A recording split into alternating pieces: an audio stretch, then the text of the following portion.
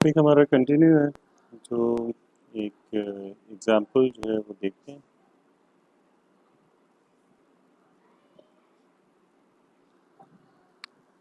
The cubic polynomial, हमारे पास एक क्यूबिक पॉलिनोमियल है x cube minus x minus two belongs to Z x.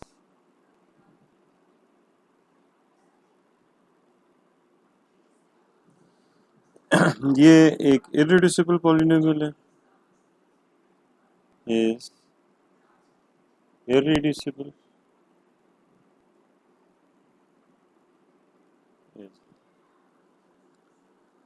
Irreducible और theta हमारे पास, हम ये अस्यूम करते हैं it is given that let theta be the roots of be the root of x square minus x minus 2 cube and k is equal to q theta।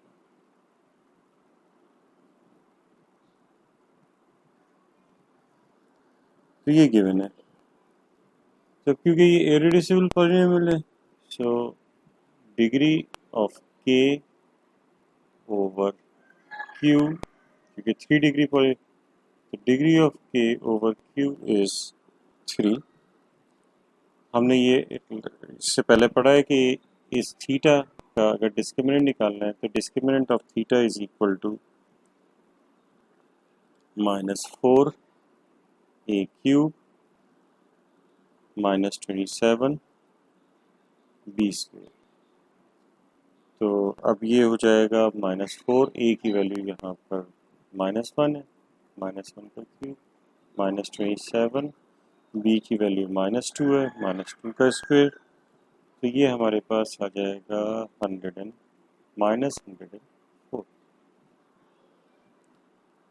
ये जो -104 है ये होगा -26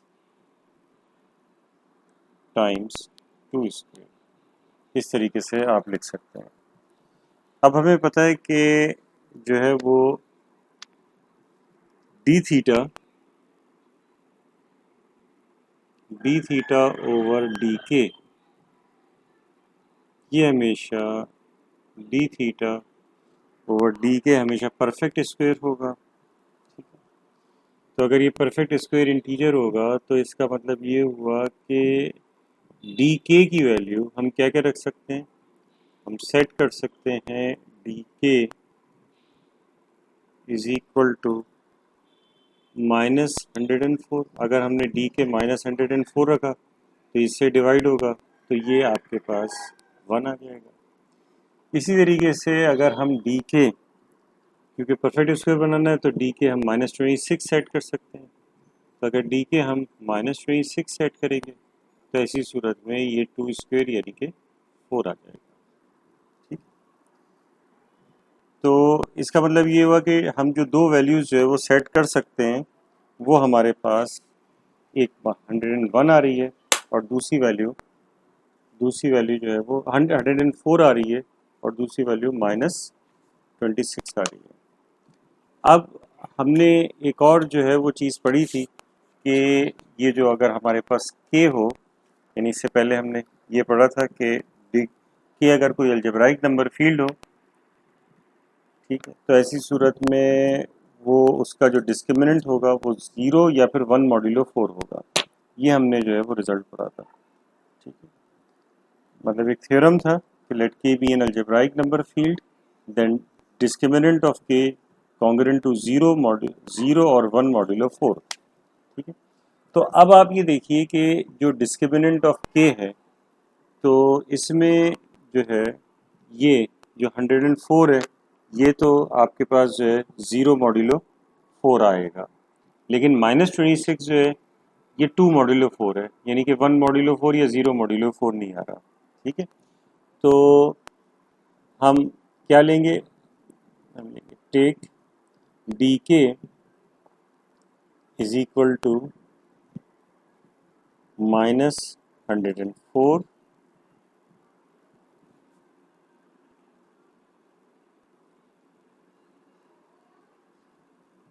since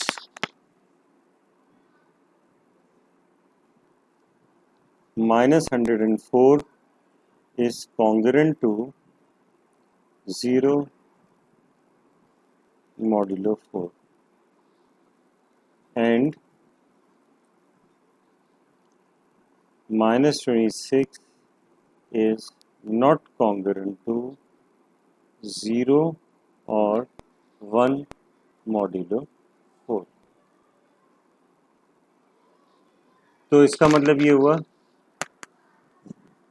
मतलब ये हुआ कि ये हम जो है डी के ले लेंगे -104 और ऐसी सूरत में जो उसकी इंटीग्रल बेसिस हो जाएंगी, इंटीग्रल बेसिस ऑफ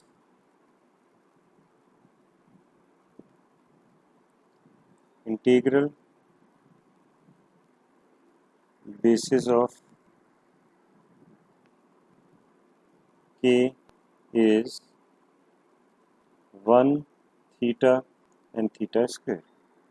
तो इस तरह से ये इसकी इंटीग्रल बेसिस आ जाएगी।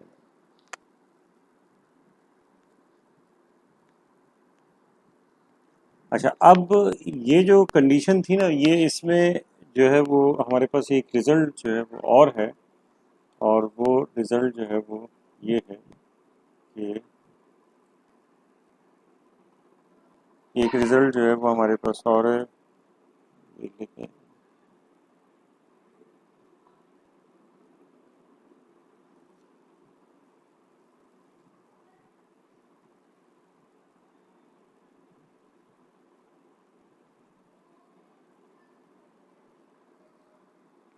Let A, B be integers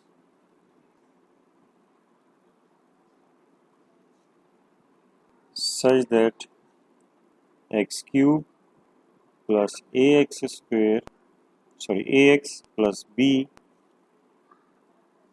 belongs to zx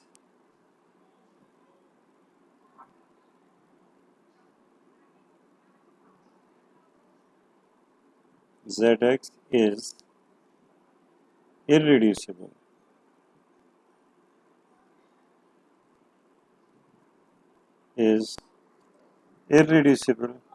and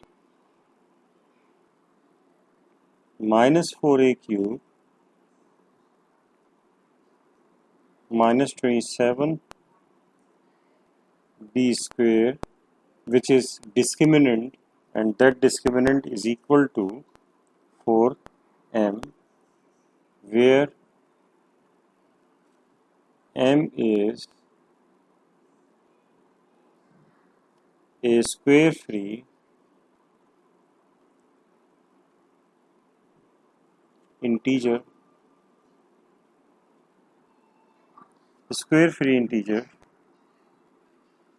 congruent to 2 or 3 modulo 4,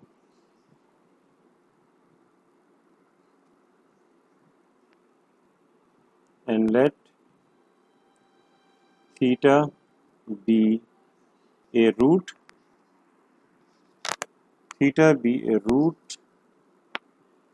of x cube plus ax plus b. Then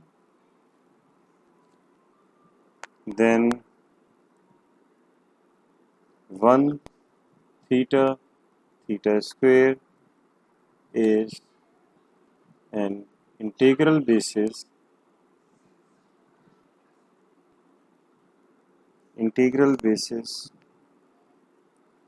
for the cubic field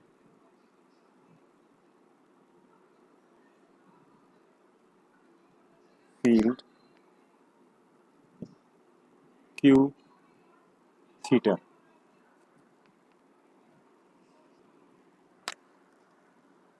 हाँ, ये हमारे पास जो है वो रिज़ल्ट है। अब इसको हम अप्लाई करते हैं। हमारे पास जो है वो एक जो है वो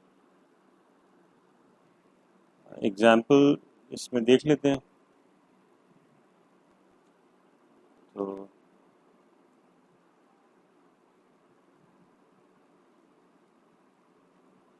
एक एग्जाम्पल देखते हैं कि हमारे पास एक क्यूबिक पॉलिनोमियल है। ये इररिड्यूसिबल क्यूबिक पॉलिनोमियल है, x cube plus 11x plus 4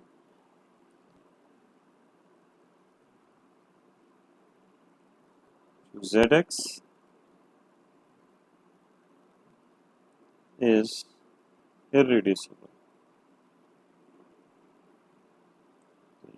given है इररिड्यूसिबल है। और अगर हम इसको ले लें for example f of x is equal to let f of theta is equal to 0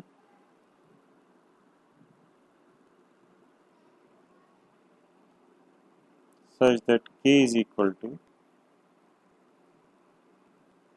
q theta. ये हमारे पास अलजेब्राइक नंबर फील्ड है जो कि क्यूबिक फील्ड है। ठीक है, तो डिस्क्रिमिनेंट ऑफ थीटा हम इजीली कंप्यूट कर सकते हैं, जो कि होगा -4a क्यूब। ये हमारे पास 11 है, तो 11 का क्यूब -27 बी -27 बी स्क्वेयर। तो बी हमारे पास 4 है, तो ये हो जाएगा 4 स्क्वेयर। तो इसको सॉल्व करेंगे, ये आ जाएगा -5756। इसकी फैक्टराइजेशन करते हैं तो ये हमारे पास आ जा रहा है, एक प्राइम फैक्टराइजेशन कर रहे हैं तो -1439 टाइम्स 2 स्क्वेयर। तो ये हमारे पास जो है वो 1439 जो है वो प्राइम है। तो अब अगर हम डी थीटा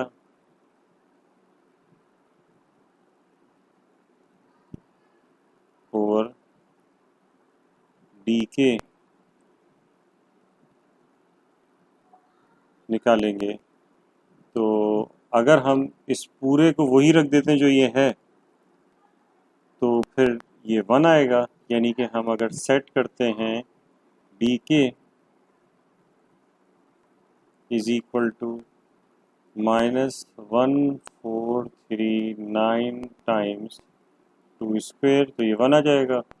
और जब हम सेट करेंगे -1439, तो ये 2 स्क्वेयर यानी कि 4 आ जाएगा। तो इसका मतलब ये हुआ कि जो है डी के की ये दो वैल्यूज़ जो है वो हो सकती हैं।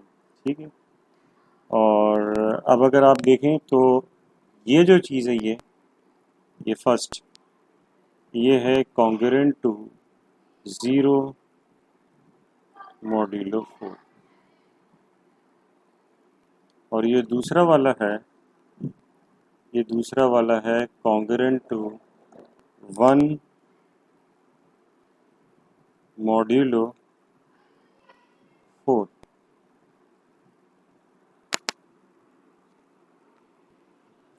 अब इस कंडीशन में ये दोनों जो है वो ये 0 मॉड्यूलो 4 है और ये भी 1 मॉड्यूलो 4 है। तो ऐसी सूरत में जो है वो अब इन दोनों को डी के इक्वल जो है वो लेंगे, तो ज़ाहिर है कि फिर तो दो वैल्यूज़ हो गई।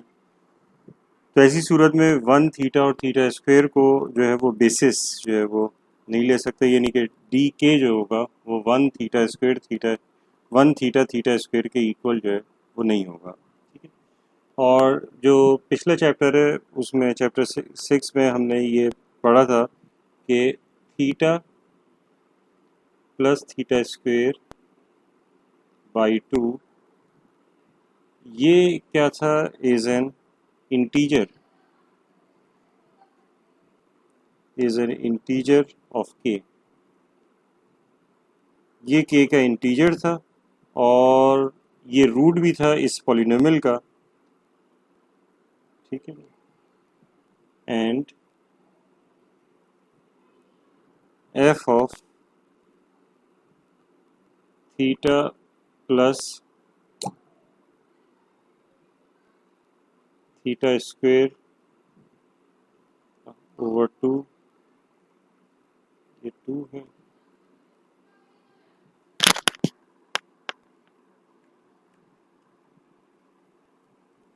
Theta square over 2 is equal to 0 for f of x is equal to x cube plus 11x square plus 36x plus 4 belongs to zx। तो क्योंकि theta plus theta square over 2 वो इसका ज़ीरो है इस polynomial का, तो इसका मतलब है कि 1 थीटा थीटा स्क्वेयर इसकी बेसिस नहीं हो सकती, और डी के जो है वो डी थीटा के इक्वल नहीं हो सकता। तो इसका मतलब हुआ कि D K is not equal to D theta, ठीक है ना, not equal to D theta, यानी कि -1439 टाइम्स 2 स्क्वेयर इसके इक्वल जो है वो नहीं है। तो अगर ये इसके इक्वल जो है वो नहीं है तो इसका मतलब ये हुआ कि सो डी के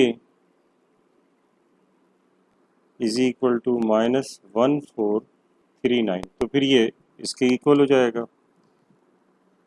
ठीक है। तो अगर ये इसकी इक्वल हो जाएगा तो अगर हम इसका डिस्क्रिमिनेंट निकालेंगे तो discriminant of 1 theta theta square theta plus theta square by 2, यानी कि जो है वो डी के इसके इक्वल होगा, जो कि इक्वल होगा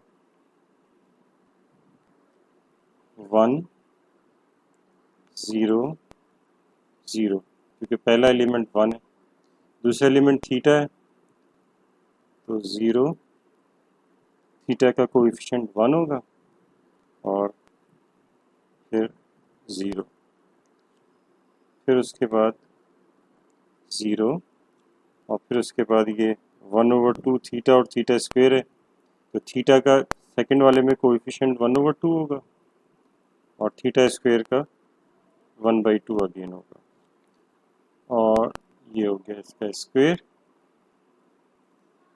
तो ये हो जाए टाइम्स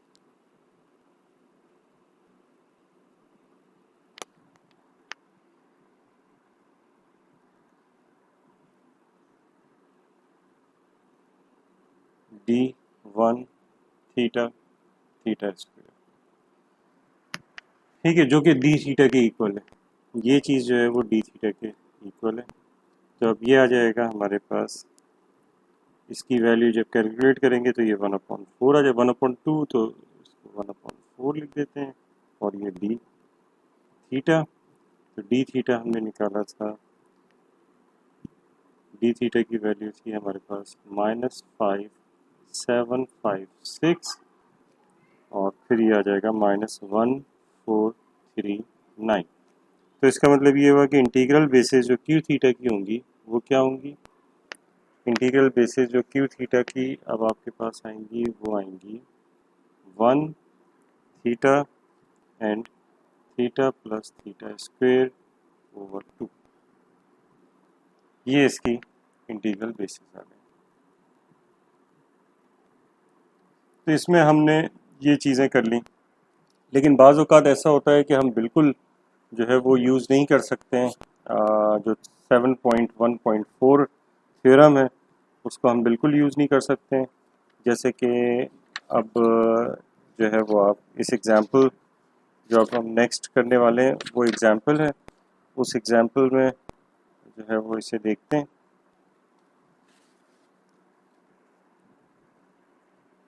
एक एग्ज़ाम्पल जो है वो और देखते हैं।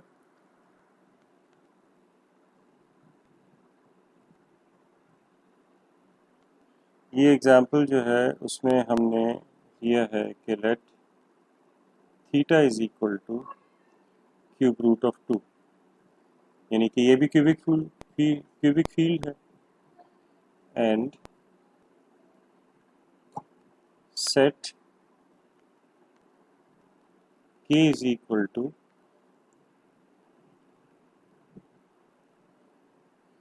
क्यू थीटा, यानी कि ये हो जाएगा क्यूब रूट ऑफ 2। अब हमें पता है कि इसका एर क्यू थीटा जो है, एर क्यू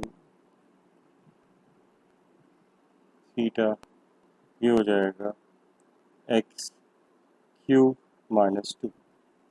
ठीक है, और हमारे पास डिग्री ऑफ के ओवर क्यू ये हो जाएगी, जो कि इसकी इररिड्यूसिबल पॉलिनोमियल की डिग्री है, ये हो जाएगी 3। ठीक है, अब इसके बाद ये हम वो फिर यूज़ कर सकते हैं कि डी थीटा हम निकालेंगे डायरेक्टली -4a³ से। तो a होता है एक्स का कोएफिशिएंट, एक्स यहाँ नहीं है तो वो उसका कोएफिशिएंट 0 हो जाएगा, तो 0³ -27 बी स्क्वेयर, तो बी यहाँ पे -2 है, इसका स्क्वेयर, तो इसकी वैल्यू आ गई -108। ठीक है, -108 की अगर आप फैक्टराइजेशन करें तो -2 स्क्वेयर टाइम्स 3³ हो जाएगा। अब हम इनकी वैल्यू सेट करते हैं डी थीटा। अब देखें बहुत सारी वैल्यूज़ हमारे पास आएंगी। D theta over D K, ये हमारे पास डी के की वैल्यूज सेट करेंगे हम, और उसके ऊपर जो है ये हमें मिलता रहेगा। डी के हम ये पूरा -108 ले लें, क्योंकि हमें पता है कि उस चीज़ को परफेक्ट स्केल लाना है, तो ये 1 आ जाएगा। ठीक है, अब इसके बाद हम यहाँ पर आप ले लें 3³ -3³ यानी कि -27, तो 2 स्क्वेयर यानी कि 4 आ जाएगा। तो अगर हम इसे -27 ले लेंगे तो ये हमारे पास 4 आ जाएगा। ठीक, फिर इसके बाद हम इसे यहाँ से 2 का स्क्वायर ले लिया और एक 3 ले लिया, यानी कि 4 टाइम्स 3 -12, तो -12 ले लेंगे तो यहाँ पर 9 आ जाएगा।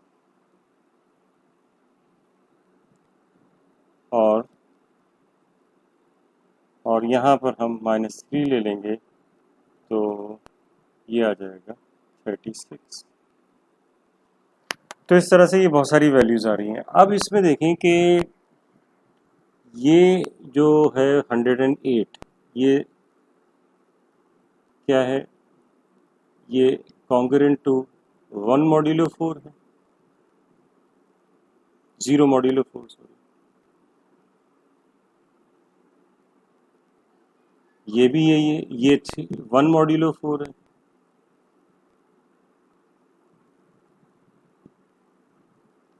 ये 0 मॉड्यूलो 4 है, और ये 1 मॉड्यूलो 4 है। तो ये सारे या तो 0 मॉड्यूलो 4 हैं या 1 मॉड्यूलो 4 हैं। तो इसका मतलब है कि ये फिर उस तरीके से जो है वो हम नहीं ले सकते जैसे कि हमने इससे पहले किया था, फिर यहाँ पर जो है वो प्रॉब्लम आ जाएगी। अच्छा, पिछले वाले में तो हमने ये किया था कि एक एग्जांपल जो है वो जो चैप्टर 6 की थी वो हमने यूज़ कर ली थी। अब हम जो है वो, और क्योंकि हम थ्योरम 7.1.14 जो पिछला जो लेक्चर का थ्योरम था उस थ्योरम को हम यूज़ नहीं कर सकते थे। ठीक है, तो अब इसके बाद हम क्या शो करेंगे, अब हम ये शो करेंगे क्योंकि क्यूबिक फील्ड है, तो क्यूबिक फील्ड है तो हम इस तरह से यहाँ पर चलेंगे कि हम ये लेंगे कि if x1 plus x2 theta plus x3 theta square belongs to OK, where x1, x2, x3 belong to Q,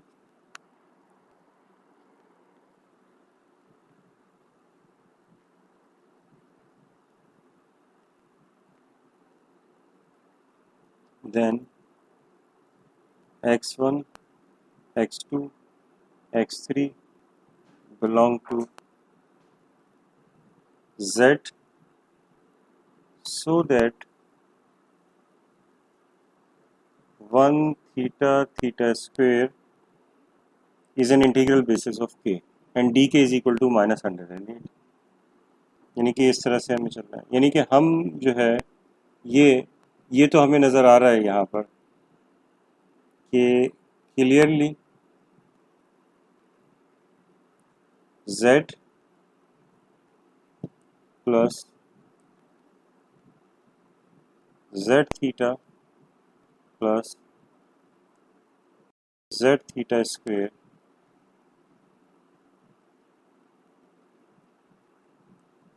is contained in okay, ठीक है ना। लेकिन हमें ये शो करना है कि ये इसके इक्वल है, ये तो नज़र आ रहा है। तो अब हमें शो करना है कि O K is contained in z plus Z theta plus theta Z theta square. तो फिर ये इसका मतलब है कि दोनों इक्वल हो जाएंगे। तो इसको अगर शो करना है तो हम इसका मतलब है कि ये तो हमारे पास है, समझ लीजिए कि ये ठीक है, ये नज़र आ रहा है कि हमने जिस तरह से ये एलिमेंट है, ये इसमें जो सेटिंग है इसकी सेटिंग में ये ओके का एलिमेंट होगा। अब हमें टू शो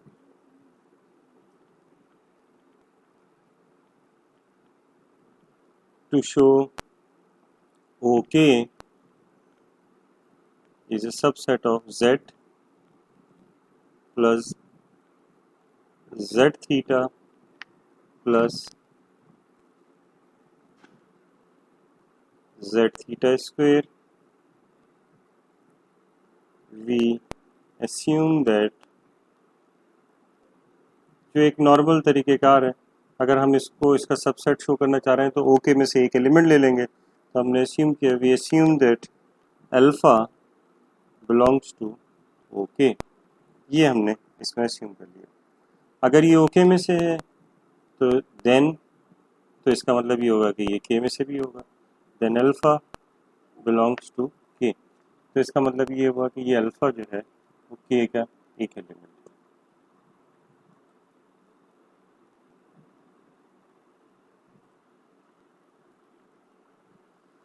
तो अल्फ़ा हमारे पास जो है वो K का एलिमेंट है एंड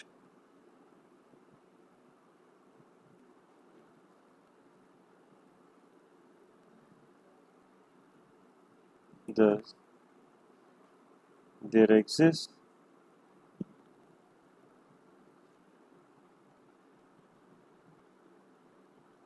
x1, x2, x3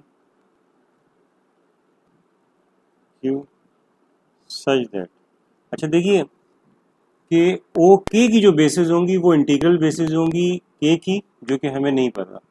लेकिन हमें ये तो पता है कि के की खुद बेसिस क्या है।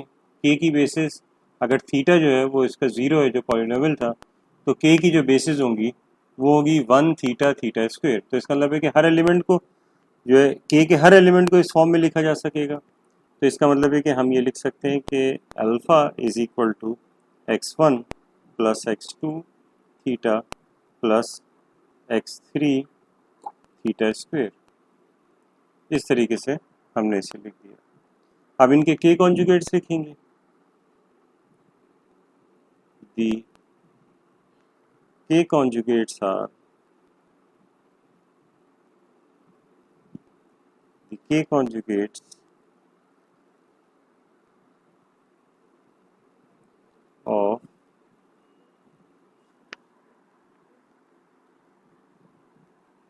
of alpha are अल्फ़ा जो कि यही है x1 plus x2 theta plus x cube theta square, और फिर इसका पहला कॉन्जुगेट अल्फ़ा, बल्कि दूसरा कॉन्जुगेट कह लीजिए, एक तो वो खुद हो गया x1 प्लस x2 थीटा का हम ओमेगा थीटा कर देते हैं, और फिर plus x3 omega square theta square कर देते हैं। ठीक है, जबकि ये पता है कि यहाँ पर हमें कि ओमेगा, यहाँ लिख देता हूँ, वेयर ओमेगा इज, क्योंकि क्यूबिक फील्ड है तो omega is a complex cube root of unity, omega is a complex cube root of unity और 1 plus omega square is equal to 0 and omega cube is equal to 1। ठीक है, this is given. तो omega का second ये हो जाएगा x1 plus x2 omega square theta plus x3 omega theta square. ये हम कह देते हैं कि ये क्या चीज़ है, ये इसके के कॉन्जुगेट्स हैं। ठीक है, अब इसके बाद इनको सॉल्व करते हैं, और तीन इक्वेशंस हैं, तीन अननोन है x1 x2 x3, इनकी वैल्यूज़ निकाल देते हैं। ठीक है, तो हमने लिखा solving for x1 x2 and x3, तो हमारे पास ये आ जाएगा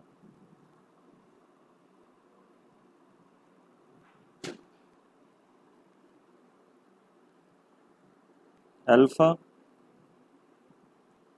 plus alpha prime plus alpha double prime, अच्छा ये के कॉन्जुगेट्स हैं आपस में, is equal to 3x1 theta square times alpha plus omega square alpha prime plus omega alpha double prime is equal to 6x2 और theta times alpha plus omega alpha prime plus omega square है ये alpha double prime is equal to 6x3। तो ये हमारे पास ये इनकी values आ गई। अच्छा अल्फ़ा जो है ये बात हमें पता था कि ये ओके में से है। ठीक है, तो अगर ये alpha S alpha belongs to okay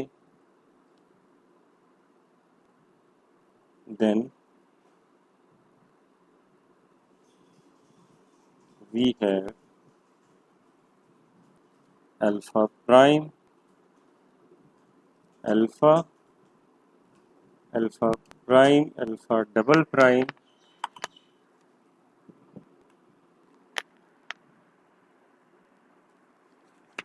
alpha alpha prime and alpha double prime, ये सारे क्योंकि ये ओके में है तो इसके कॉन्जुगेट जो है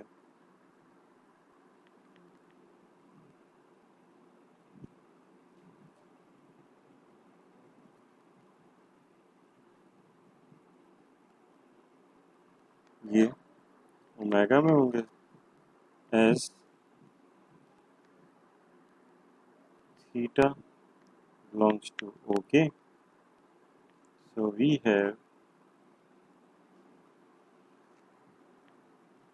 theta square belong to omega.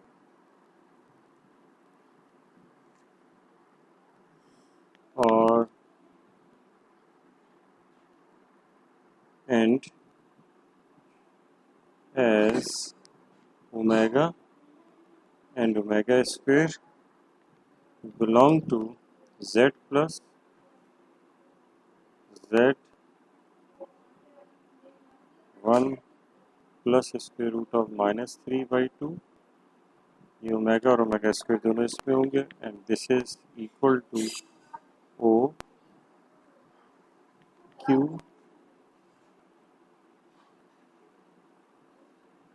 Root -3, ये माइनस नहीं है भाई,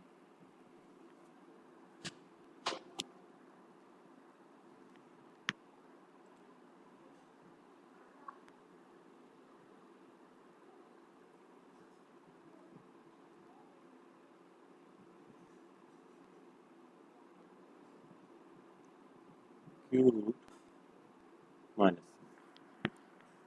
ठीक, तो अगर ये इस तरह से है, ओके के एलिमेंट हैं, तो इसका मतलब के जबकि ये थी आपके पास, तो इसका मतलब ये हुआ कि we have omega and omega square belong to capital omega. Thus, तो इसका मतलब ये हुआ कि अगर ये सब ओमेगा के हैं तो इनके जो प्रोडक्ट और सम है वो भी सब ओमेगा में आएंगे, यानी कि alpha plus alpha prime plus alpha double prime theta square alpha plus omega square alpha prime plus omega alpha double prime, यानी कि ये तीनों एलिमेंट्स हैं, और theta alpha plus omega alpha prime plus omega square alpha double prime, ये तीनों omega में होंगे, कैपिटल ओमेगा में, जो कि रिंग ऑफ इंटीजर होती है। रिंग ऑफ इंटीजर तो ओके, सो दैट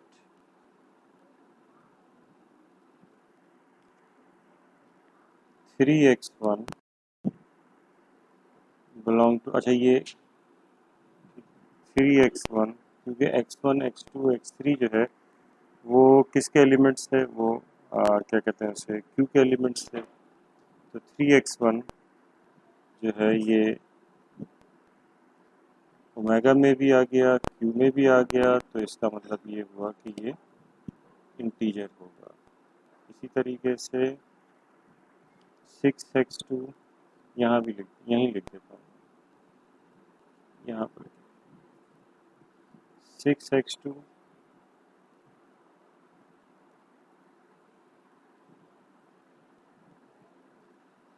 ये भी ओमेगा इंटरसेक्शन क्यू में आ गया, तो इसका मतलब ये भी एक इंटीजर होगा। और सिक्स एक्स थ्री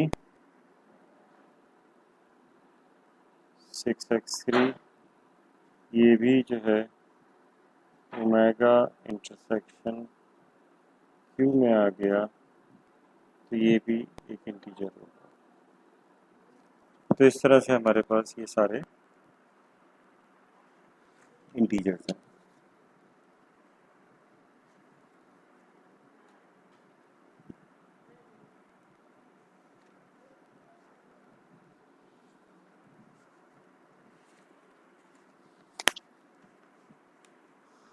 अब इसके बाद हम ये सेट करते हैं कि set y i is equal to six x i, जो कि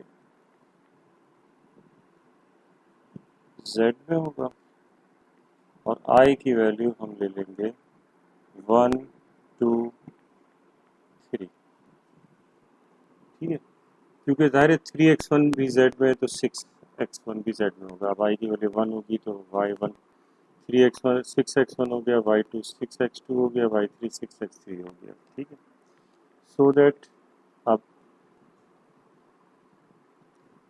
तो इसका मतलब ये होगा कि 6 अल्फ़ा, ये हमारे पास जो कि y1 था, तो इस तरह से, यानी कि अल्फ़ा हमारे पास, अगर आप इधर देखें तो अल्फ़ा हमारे पास था x1, तो अगर 6 से मल्टीप्लाई कर दें तो सब में 6 आ जाएगा, तो यहाँ y1 यहाँ y2 यहाँ y3, तो अब यहाँ पर ये सारे 6 अल्फ़ा ये आ जाएंगे y1 plus y2 theta plus y3 theta square, ये हमारे पास। ठीक है, अब हम ये सपोज करते हैं कि जो है suppose theta divides n in O K, अगर ये ओके में थीटा एन को डिवाइड कर रहा है, where n is an integer, where n is an element of z, then तो इसका मतलब ये होगा कि n is equal to theta times some element, क्योंकि ओके में डिवाइड कर रहा है, तो सम एलिमेंट ऑफ ओके। तो ऐसे करते हैं, यहाँ हम W ले लेते हैं, W for W belongs to O K. ठीक है, दस एन क्यूब, तो अगर इसका क्यूब कर देंगे एन क्यूब, तो ये हो जाएगा theta cube W cube.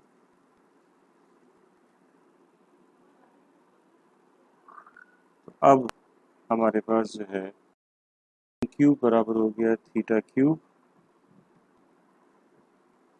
W cube, और ये हो जाएगा 2W क्यूब।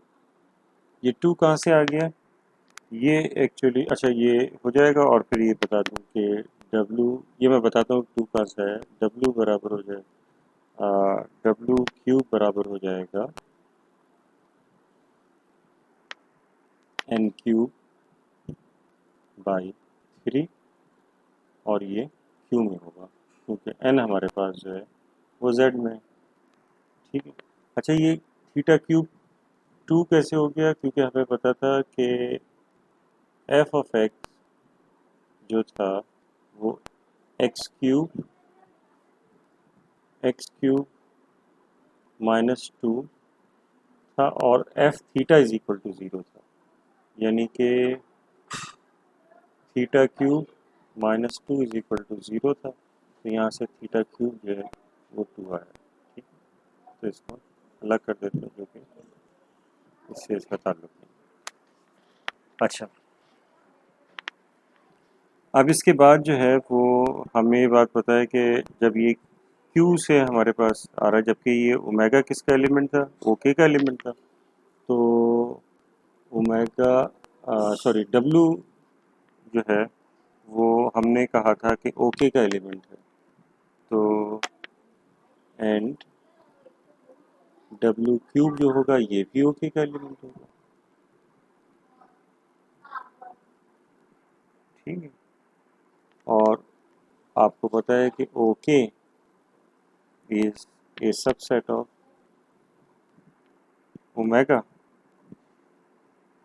ठीक है ना, सो और हमें ये पता है कि W क्यूब जो है वो क्यू में भी हो गया, सो W cube belongs to Q intersection Z, sorry Q intersection omega, जो कि फिर Z में होगा, Q इंटरसेक्शन ओमेगा जो कि Z में होगा।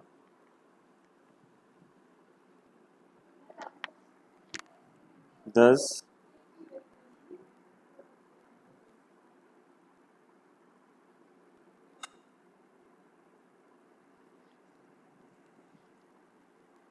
two divides n cube. ठीक है, अच्छा ये 2 लिखना था, मैंने गलती से 3 लिख दिया, ये 2 है, ये 2,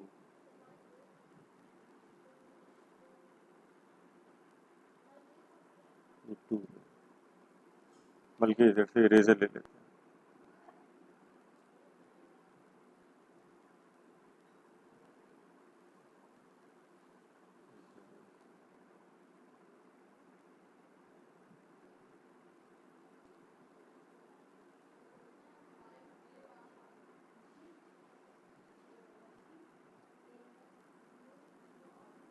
ये 2, तो 2 डिवाइड्स n क्यूब इन, क्योंकि ये हमारे पास z में आ चुका है, ठीक है।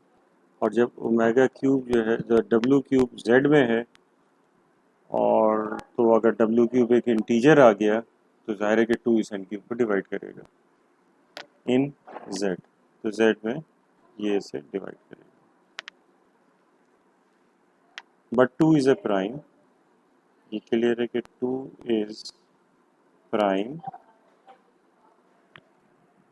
सो क्योंकि 2 अगर प्राइम है तो अगर एन क्यूब को डिवाइड कर रहा है तो इसका मतलब है कि एन को भी डिवाइड करेगा। सो 2 डिवाइड्स एन इन जेड, तो जेड में वो एन को भी डिवाइड करेगा। तो अब तक हमने जो है वो क्या शो कर दिया है, तो हमने ये शो किया है कि theta divides n in O K implies 2 divides n in z, ठीक है। तो ये चीज़ हमने जो है वो शो कर दी है। अच्छा, अब जब थीटा डिवाइड कर रहा है एन को ओके में, और 2 डिवाइड कर रहा है एन को जेड में, तो फिर जो है वो हम ये बात नोट कर सकते हैं कि theta square and theta cube ये डिवाइड करेगा,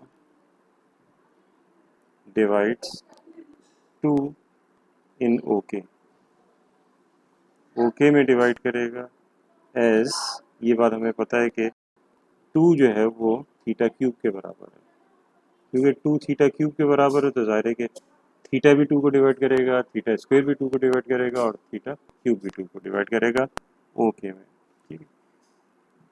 अब हम जो है इन रिज़ल्ट को यूज़ कर सकते हैं कि हम ये देखते हैं कि जो है वो हमारे पास वो जो शुरू में हमने वाई वाई वाइज ली, y1 y2 y3 ली थी, तो we see that y theta divides y1 so that 2 divide y1, then theta square divides y2 theta, so theta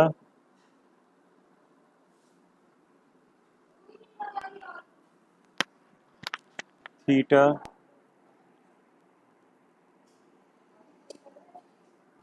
theta divides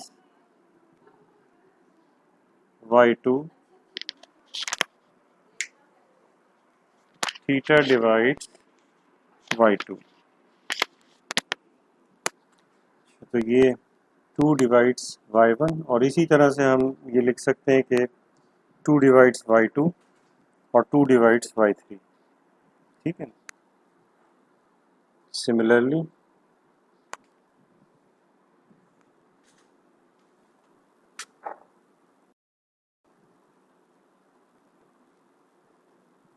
Similarly, 2 divides y2 and 2 divides y3।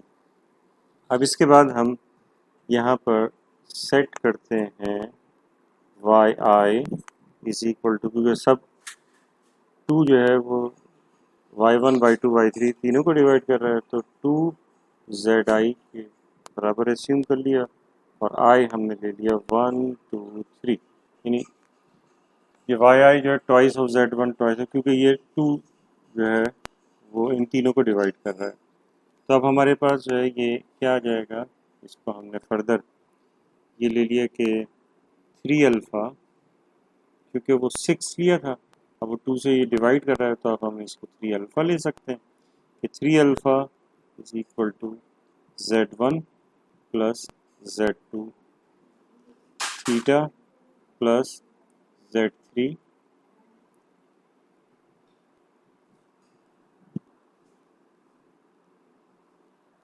Z3 theta square, और Z1 Z2 Z3 क्या है? Z1 Z2 Z3 all are integers, ये सारे integers हैं।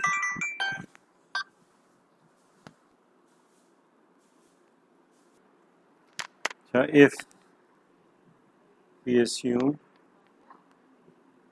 if Z2 is equal to Z3,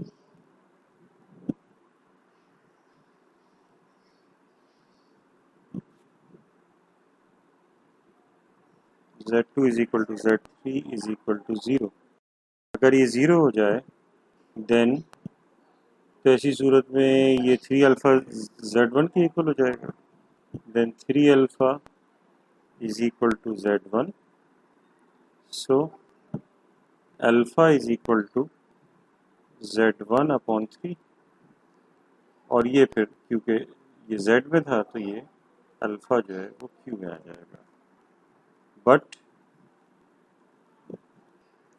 alpha जो है वो okay में है, and okay is a subset of omega,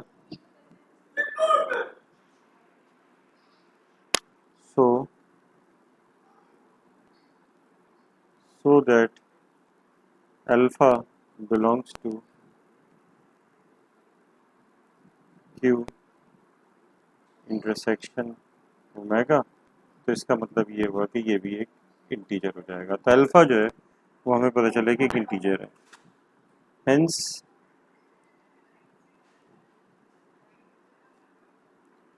alpha is equal to z plus z theta plus z square z theta square as required, तो ये इसमें आ जाएगा। लेकिन ये उस वक्त है कि जब हम ले रहे हैं Z2 is equal to Z3 is equal to 0, तो अल्फा इसमें आ जाएगा, ठीक है। अल्फा सॉरी, ये alpha belongs to, alpha is equal to नहीं चाहिए, अल्फा बिलोंग्स टू ये आ जाएगा। लेकिन अगर ये हमारे पास इस तरह से हो कि if Z2 Z3 is not equal to 0, ये अगर 0 ना हो देन अल्फा क्या हो जाएगा, 1/3 Z1 plus Z2 theta plus Z3 theta square के इक्वल होगा, और ये ज़रूरी नहीं है कि ये क्यू में हो, ठीक है। ये ज़रूरी नहीं है कि ये एलिमेंट जो है वो क्यू में हो, उसकी वजह ये है कि degree of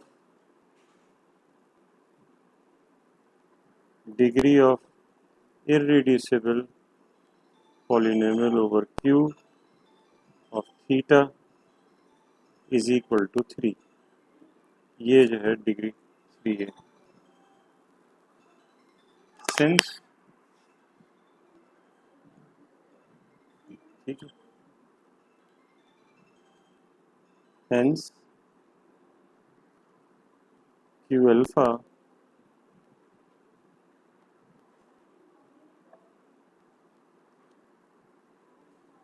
is equal to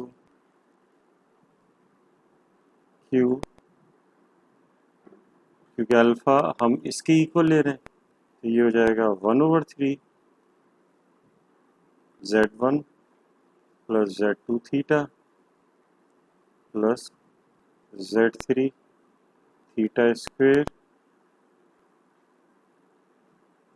और डेफिनेटली कि ये Q अल्फा जो कि Q ये है, ये Q के इक्वल नहीं है, ठीक है। अब इसका मतलब है कि अल्फा किस में है, अल्फा जो है वो Q थीटा में होगा, ठीक है। Now alpha belongs to Q theta में होगा। अच्छा, ये Z1 Z2 Z3 सब इंटीजर्स हैं, ये यहाँ पर क्लियर है, हम पहले ही बता चुके हैं। सो Q alpha is contained in Q theta, ठीक है, क्योंकि अल्फा जो है वो Q थीटा में है, जबकि अल्फा Q अल्फा में भी था, तो Q अल्फा जो है Q थीटा में लाजमी होगा। एंड दस, ये हम पहले जो है इस तरह से ये देख चुके हैं, वैसे ये अंडर ग्रेड क्लास में भी इस तरह से होता है। Q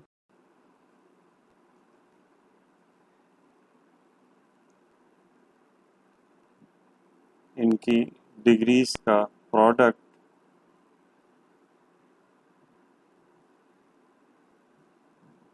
थ्री, ठीक है, क्योंकि ये इस तरह से इनकी डिग्रीज का प्रोडक्ट जो है वो थ्री है, दैट इज, तो अब इसका मतलब ये हुआ कि Q alpha over Q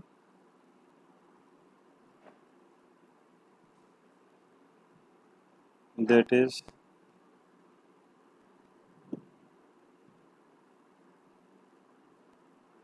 Q alpha की डिग्री ओवर Q जो है वो या तो वन होगी या थ्री। अगर वन हुई तो ये थ्री हो जाएगी, और अगर थ्री हुई तो फिर वो वन हो जाएगी, क्योंकि प्रोडक्ट जो है वो आपका थ्री आएगा। But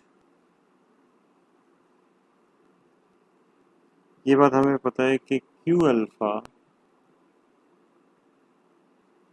is not equal to Q alpha Q के इक्वल नहीं है, जैसे यहाँ नज़र आ रहा है।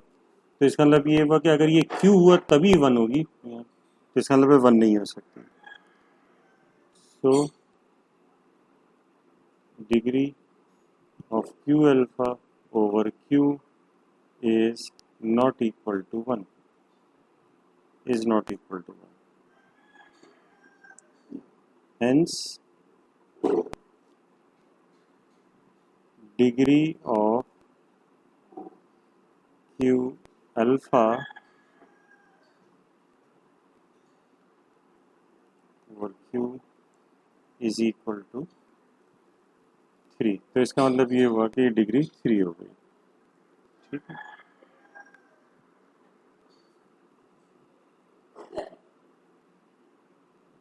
Thus the minimal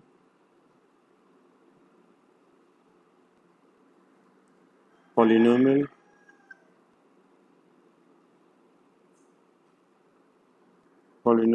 of alpha over Q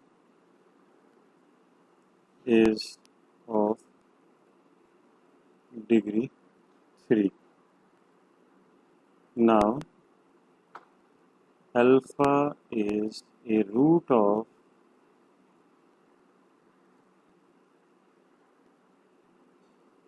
x cube plus c1x square plus c2x plus c3 belongs to qx। ये इस पॉलिनोमियल में होगा वेयर, और इनकी ये जो कोएफिशिएंट हैं ये हम चैप्टर 6 के तरीके से निकाल सकते हैं। जैसे कि हमने एक पॉलिनोमियल जो है वो यहाँ देखा था कि यहाँ पर जो पॉलिनोमियल आया था, ये जो लिख दिया था मैंने, ये जो पॉलिनोमियल लिखा था हमने, ये हमने इसी तरीके से यहाँ पर इसके जो है वो, ये हमारे पास ये वाला जो पॉलिनोमियल था ये चैप्टर 6 के तरीके से निकाले गए, यहाँ तो डायरेक्ट लिखा है। तो इसी तरह से ये हम इनके कोएफिशिएंट्स निकाल सकते हैं, पीछे इक्वेशंस मौजूद हैं उन इक्वेशंस के थ्रू। तो जब हम इनके जो है ये कोएफिशिएंट्स कंप्यूट करेंगे तो हमारे पास C1 की वैल्यू आ जाएगी minus alpha 1 plus alpha prime plus alpha double prime, और जब ये इनकी वैल्यूज़ रखेंगे तो ये आ जाएगा माइनस Z1 जब इनको सॉल्व करेंगे इस चीज़ को। फिर उसके बाद जो है C2, इसकी वैल्यू आएगी alpha alpha prime plus alpha alpha prime alpha double prime plus alpha alpha double prime, और ये होगा 1/3 Z1 square minus 2 Z2 Z3, और फिर आखिर में C3 जो कि होगा minus alpha alpha prime alpha double prime. और ये आपको पता है कि ये सिमेट्रिक पॉलिनोमियल्स होते हैं, तो सिमेट्रिक पॉलिनोमियल्स के कोएफिशिएंट्स होते हैं, तो वो इसी तरह से कंप्यूट होते हैं। ये होगा -1/27 Z1 cube plus 2 Z2 square plus 4 Z3 cube minus 6 Z1 Z2 Z3, ये हमारे पास आ जाएगा। तो हमारे पास अल्फ़ा क्यूब अल्फ़ा हमारे पास हो जाएगा x cube plus C1x square plus C2x plus C3, ये हमारे पास जो है पॉलिनोमियल आ गया। ठीक है, अच्छा हमें पता है कि अल्फ़ा जो है वो, क्योंकि alpha since alpha belongs to omega we have, ये जो क्योंकि अल्फ़ा जो है वो ओमेगा में है, तो ये वाला जो पॉलिनोमियल होगा we have this polynomial x cube plus C1x square plus C2x plus C3 this belongs to Z, तो ये पॉलिनोमियल जो है वो ZX में आ गया, जबकि ये सारे कोएफिशिएंट जो है C1 C2 C3 के कहाँ पर है, Z के एलिमेंट्स हैं। ठीक है, तो Z1 square minus 2 Z2 Z3, ये होगा कॉन्ग्रुएंट टू 0 मॉड्यूलो 3, जो 1/3 में था के साथ लिखा था क्योंकि इंटीजर्स होगा, और Z1 cube plus 2 Z2 Z2 cube plus, अच्छा ये क्यूब था, यहाँ मैंने स्क्वायर गलती से लिख दिया, 2Z1 Z2 cube plus 4 Z3 cube minus 6 Z1 Z2 Z3, ये होगा कॉन्ग्रुएंट टू 0 मॉड्यूलो 27। ठीक है, अच्छा अब हम सपोज करते हैं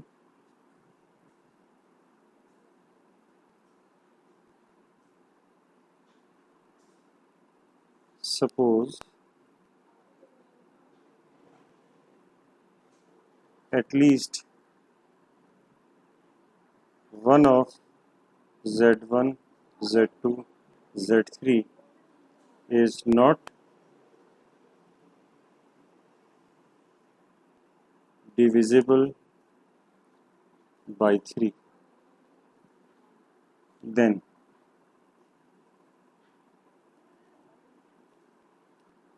तो हमने जो है जो शुरू में थ्योरम्स जो देखे थे, देन जो दो रिजल्ट्स हैं, एक आप जो है बुक्स के नंबर देखिए 7.1.2 एंड 7.1.3, ये then previous result 7.1.2 and 7.1.3 show that 3 does not divide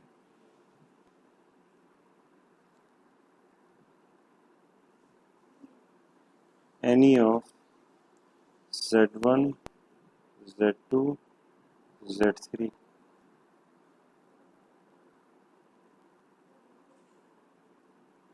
Thus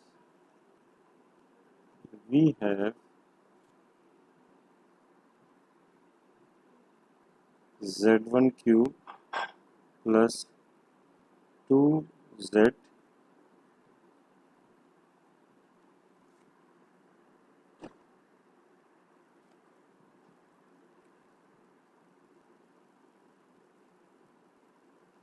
Z2 cube plus 4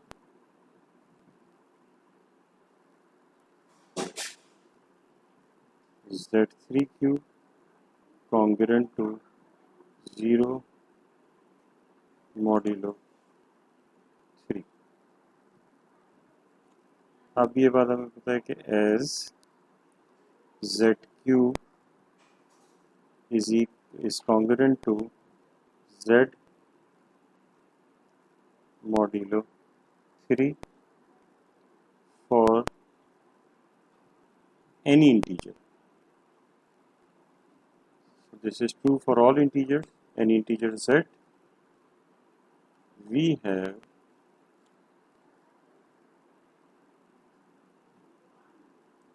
Z1 plus 2Z2 plus Z3 is congruent to 0 modulo 3.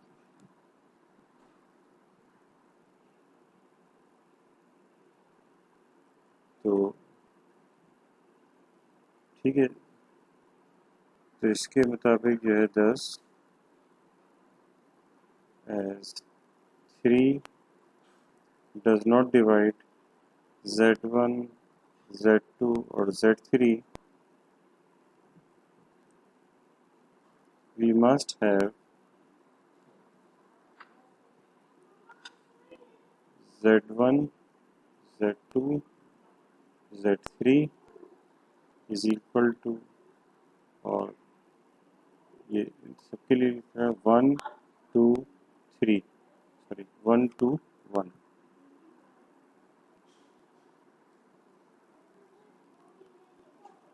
और 2 1 2. वो इस वजह से लिख रहे हैं कि इनके इसके कोएफिशिएंट 2 है और इसका कोएफिशिएंट जो है वो इन दोनों के कोएफिशिएंट 1 है. तो एक मरतबा इन दोनों को 1 1 लेंगे और इसे 2 ले लेंगे, या फिर इसे 1 लेंगे और उन दोनों को 2 2 ले लेंगे. तो ऐसी सूरत में ये मॉड्यूलो 3 आएंगे. ठीक है, कॉन्ग्रुएंट. अब हम क्या करते हैं, हम डिफाइन करते हैं, define integers, define integers t and u by z2 is equal to 2z1 plus 3t and z3 is equal to z1 plus 3u.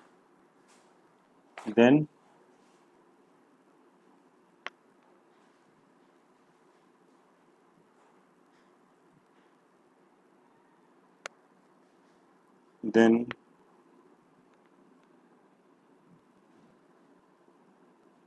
z1 cube plus 2z2 cube plus 4z cube z3 cube minus 6 z1 z2 z3 is equal to, इसको इस तरह से लिख सकते हैं, z1 cube plus 2 twice of 2 z1 plus 3t.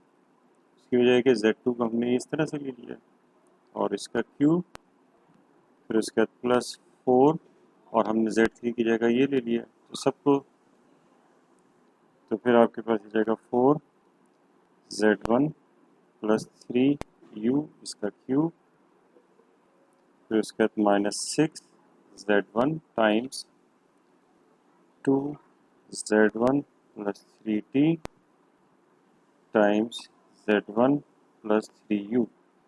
अब इसके बाद इसे सिंप्लीफाई करेंगे तो ये बहुत लंबी कैलकुलेशन है, तो सिंप्लीफिकेशन के बाद आपके पास ये आ जाएगा 9z1 क्यूब, फिर plus 54t z1 square plus 2t square z1 plus t cube plus 2u square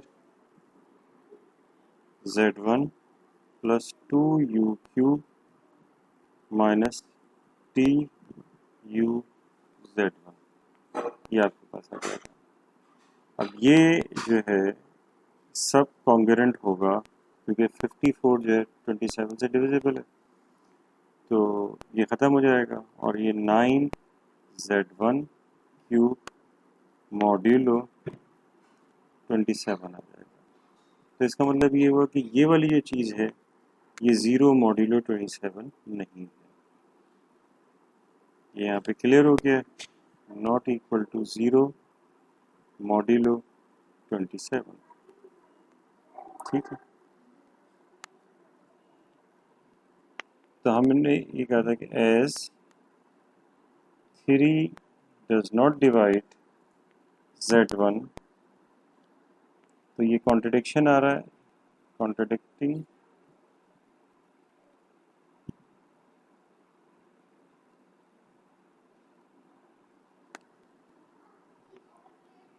theorem 7.1.3, hence z1 is congruent to z2 is congruent to z3 is congruent to 0 modulo 3. Thus we can define integers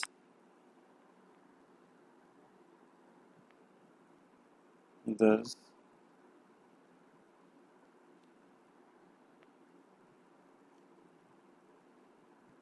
we define integers w1 w2 w3 by zi is equal to 3wi, पहले हमने जो है वो 2 पे लाया, अब ये 3wi कर दिया और i इज इक्वल टू 1 2 3।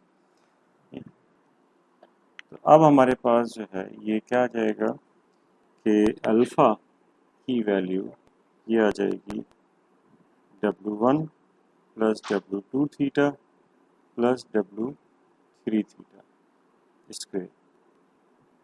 ये हमारे पास सिंपली इसमें आ गया z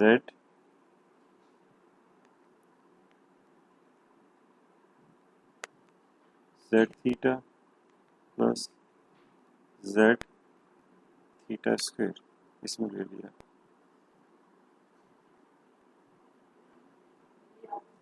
ठीक है, देन इस तरह से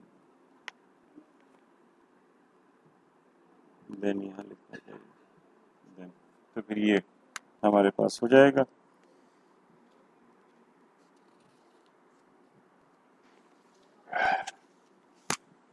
तो फिर उसके बाद ये जो है ये आपके पास आ गया कि अगर ये अल्फ़ा इसके आ रहा है 10, अल्फ़ा हमने ओके में से लिया था, अब अल्फ़ा इसका एलिमेंट आ रहा है 10 okay contained in z plus z theta plus z theta square इसमें कंटेन कर रहा है। तो इसका मतलब ये हुआ कि hence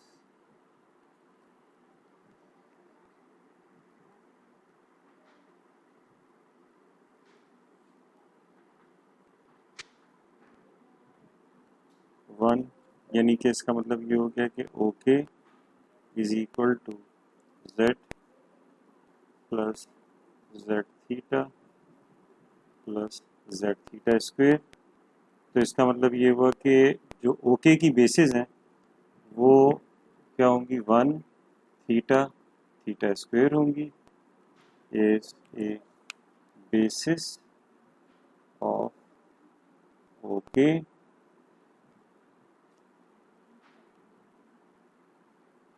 thus one theta theta square is an integral basis of k is equal to q theta। जबकि आपके पास थीटा क्या था, थीटा था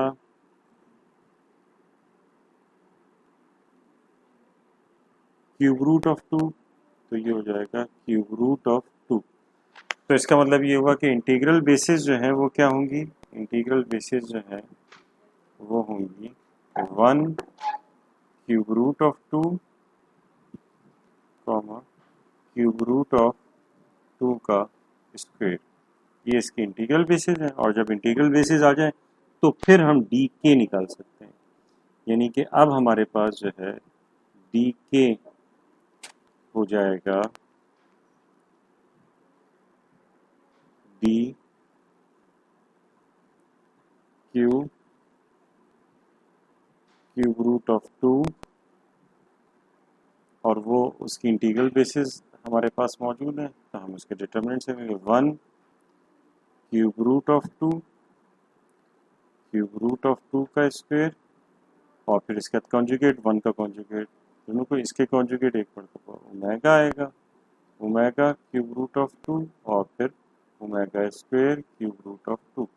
यहाँ आ जाएगा omega cube root of two का स्क्वायर और ओमेगा स्क्वायर, ओमेगा स्क्वायर पहले ले लेते हैं,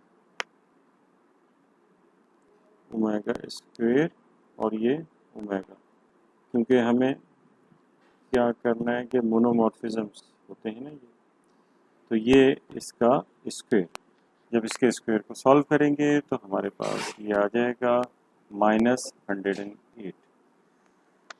तो ये है एक्चुअली क्या कहते हैं उसे डी के, ये हमने निकाल लिया। तो वो जो रेशियो है हमारे पास, इसका मतलब है कि वो रेशियो क्या आ जाएगा जो शुरू में हमने देखा था जी। तो डी के ये बाकी नहीं होंगे, -108 होगा, तो हमारे पास ये जो रेशियो है डी थीटा ओवर डी के जो है ये हमारे पास 1 आ जाएगा। तो इस तरह से ये हमारे पास इसके जो हमारे पास अलजेब्राइक नंबर फील्ड थी कि इसकी हमने जो है बेसिस मालूम कर ली, बेसिस मालूम किया, और जो सॉरी इसकी हमने जो है डिस्क्रिमिनेंट जो है वो निकाला। अच्छा, इसके बाद कॉर्टिक फील्ड के लिए भी हम कर सकते हैं। कॉर्टिक फील्ड की ज़ाहिर है कि कैलकुलेशन थोड़ी सी जो है वो डिफ़िकल्ट जो है वो होती है, और जैसे कि मैंने आपको बताया था कि कॉर्टिक फील्ड में अगर के हमारे पास जो है वो कॉर्टिक फील्ड हो कोई के जो कि Q square root of -1 comma square root of 2 है, तो ये सेम होती है Q square root of -1 plus square root of 2। ठीक है, ये हमारे पास जो है कॉर्टिक फील्ड है। इसकी जब इंटीग्रल बेसिस जो है वो आप मालूम करते हैं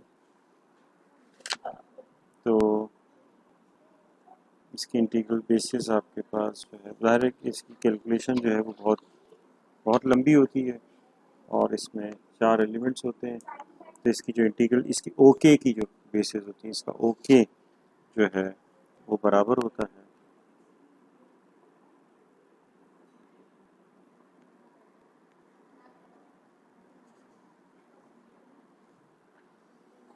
इसमें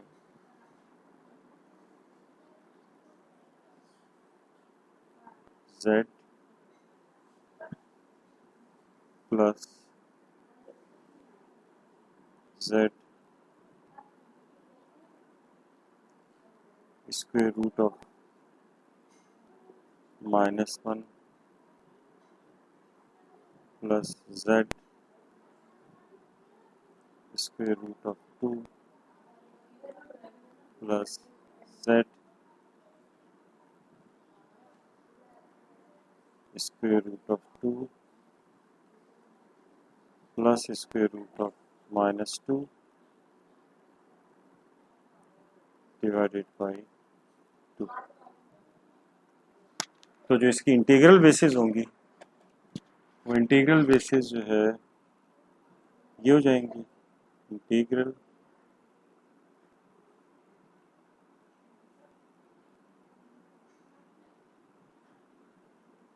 basis of k 1 square root of -1 square root of 2 square root of 2 plus square root of -2 over 2। ये इसकी इंटीग्रल बेसिस हो जाएंगी। और अगर रेगुलर बेसिस निकालनी है तो इसकी जो k की जो बेसिस हैं जो तो वो बहुत ही सिंपल है, और आप डायरेक्टली जो है वो लिख सकते हैं कि इसकी जो बेसिस होंगी वो 1 square root of -1 comma square root of 2 comma square root of -2। ठीक, तो इस तरह से जो है वो k की बेसिस होंगी, लेकिन इंटीग्रल बेसिस जो है इस केस में डिफरेंट। जबकि जो पिछला केस था जो क्यूबिक हमारे पास जो है फील्ड थी उसमें इंटीग्रल बेसिस और जो है वो इंटीग्रल बेसिस और जो इंटीग्रल बेसिस और जो उसकी जो रेगुलर बेसिस होती हैं वो दोनों कोइंसाइड कर रही थी। तो इस वजह से जो है वो बास केसेस में जो है वो सेम हो जाता है। अच्छा, अब इसके बाद जो है वो एक चीज़ जो है वो हम और देखते हैं, और ये है मोनोजेनिक नंबर।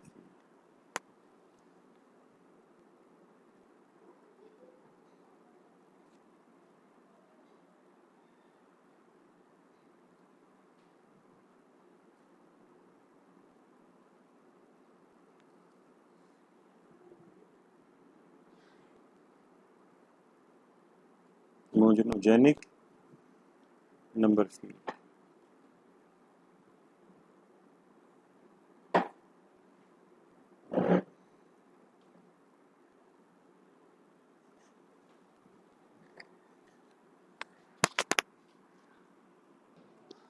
तो सबसे पहले जो है ये अभी इसको मोनोजेनिक नंबर फील्ड है, इसकी डेफिनेशन देखते हैं।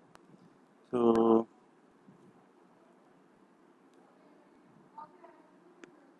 Late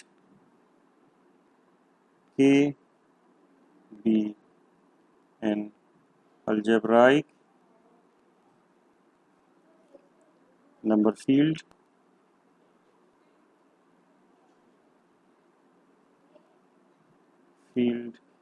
of degree n। ठीक, if there exists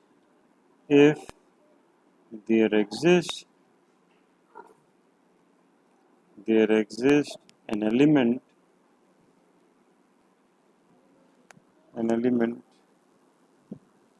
theta belongs to OK such that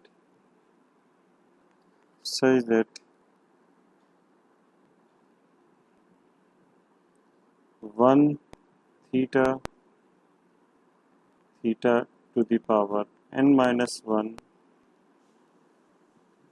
is an integral basis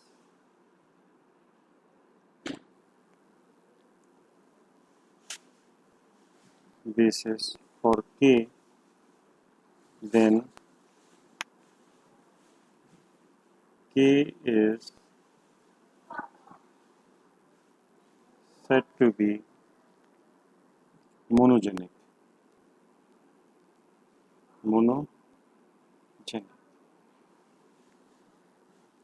and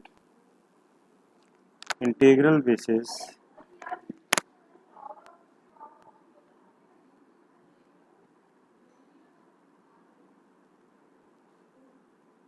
and integral basis 1 theta to the power n minus 1 is called a power basis for k। ठीक है, तो हमें जैसे कि अभी example दो हमने examples किए हैं क्यूबिक फील्ड की, तो एक क्यूबिक फील्ड जो थी, यानी दो एग्जाम्पल्स को देखें हम, तो जो पिछली जो दो एग्जाम्पल्स हैं उन दो एग्जाम्पल्स में हमारे पास एक क्यूबिक फील्ड थी और उस एक क्यूबिक फील्ड में जो ये थी k is equal to cube root of 2। ठीक है, इसकी जो इंटीग्रल बेसिस थी वो 1 क्यूब रूट ऑफ 2 और क्यूब रूट ऑफ 2 का स्क्वायर, यानी कि पावर, क्योंकि डिग्री इसकी 3 है तो पावर n माइनस 1 तक होती है। तो इसका मतलब ये हुआ कि ये क्या चीज़ है, ये पावर बेसिस, ये जो है k is मोनोजेनिक।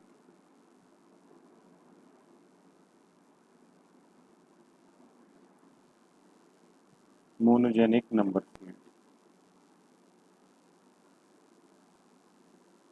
तो ये एक मोनोजेनिक नंबर फील्ड है। अब ये पिछली एग्जांपल्स को, एग्जांपल एक और देखें, ये जो अभी हमने ये देखी थी पिछली एग्जांपल जो है, इसको देखते हैं,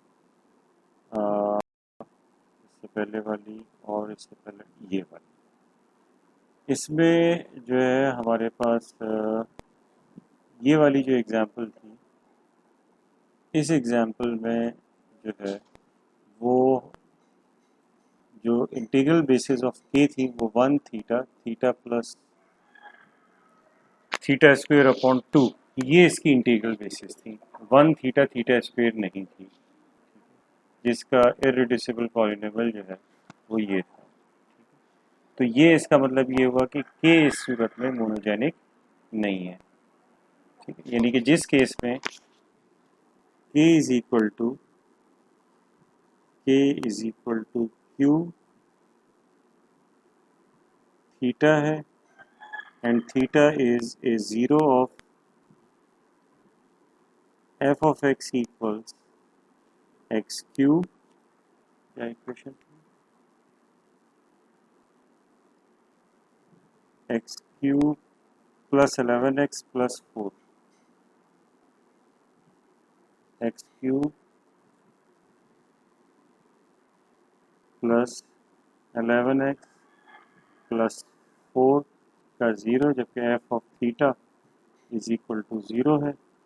तो ऐसे यहाँ पर हमने जो है इसकी इंटीग्रल बेसिस निकाली थी, तो इंटीग्रल बेसिस ऑफ k हमारे पास आई थी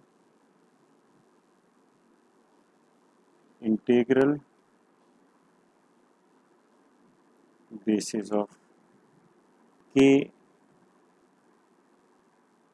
जो है वो थी 1 theta plus theta square upon 2। तो इसका मतलब ये हुआ कि in this case k is not monogenic,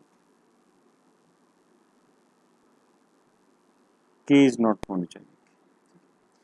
quartic field जो है ये, इसमें क्वार्टिक फील्ड में भी ऐसे ही होता है कि ये क्या कहते हैं उसे, मोनोजेनिक भी हो सकती हैं और मोनोजेनिक नहीं भी हो सकती हैं। ठीक है, जैसे ये एग्जांपल जो है वो हम देखते हैं, एक क्वार्टिक फील्ड है हमारे पास, एग्जांपल देख लेते हैं।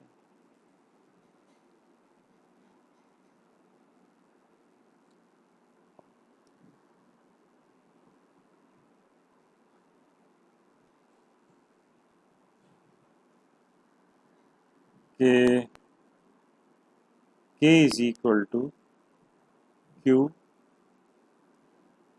Square root of -1 comma square root of 2।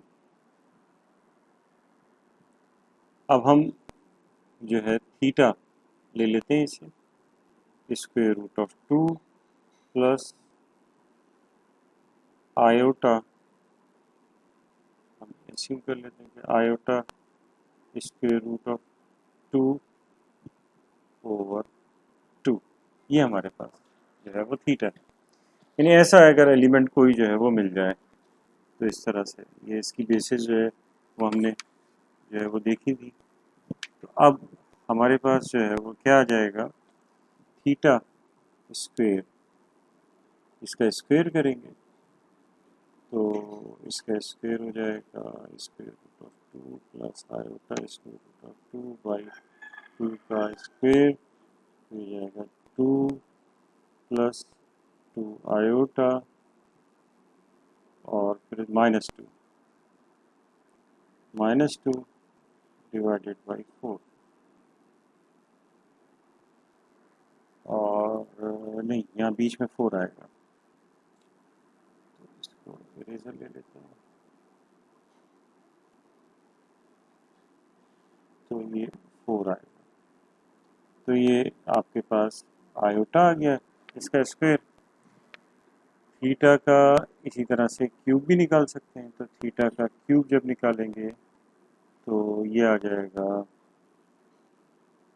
इसको यानी कि इसको इसी से मल्टीप्लाई कर दें, iota times square root of 2 plus iota square root of 2 over 2। तो सिंपली ये 1/2 आप बाहर लिख दीजिए, और जब आयोटा से अंदर मल्टीप्लाई करेंगे तो एक के ये हो जाएगा माइनस स्क्वायर रूट ऑफ 2 और ये plus iota square root of 2, ये आ गया। और इसकी पावर 4 करेंगे तो पावर 4 जो है वो तो बहुत ही सिंपल है कि सिंपली इस आयोटा का स्क्वायर कर दें, आयोटा स्क्वायर होता है -1, तो ये -1 आ गया। ठीक है, ये इनकी डिफरेंट जो है हमने सारी जो है वो पार्ट्स ले लिए। हम ये जहन में रहे कि ये क्वार्टिक फील्ड है। अब हमें पता है कि ओके जो है ये इसका हमने अभी निकाला था, तो वो z plus